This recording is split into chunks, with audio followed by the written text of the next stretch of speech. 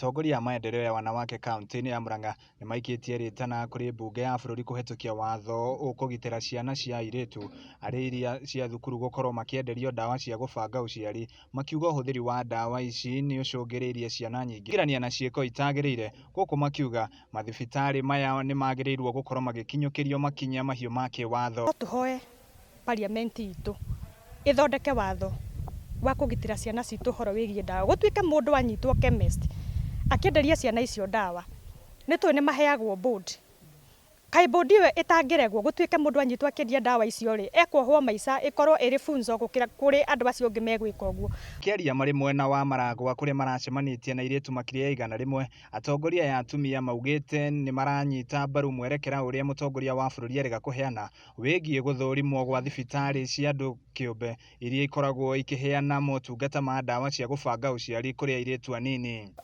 Mutongoria witu wa bururi Rais Uhuru wa Kenyatta riria araugire ciana citu citikenderio dawa icio, marenderio dawa ciake.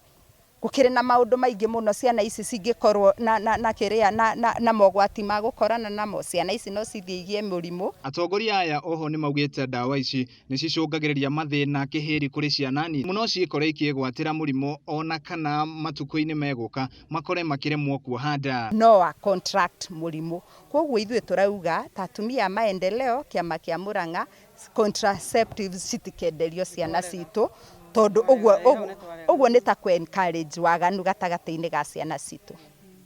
Ni tondu mwana ucio riria arathia kenderio dawa iyo haria chemist, mwana ucio ni arerwo thina wa dawa iyo ugakorwo uri uriku kana no dawa anengerwo erwo thi ukanywe. Kuona ica ikuhi namba ya airetu mari rungu rwa miaka 18 makiohanda ni ukoretwo ciongererekete na thina uyu ukinyitithanio na thina umwe wa wongerereku wa bara cia aciari micii.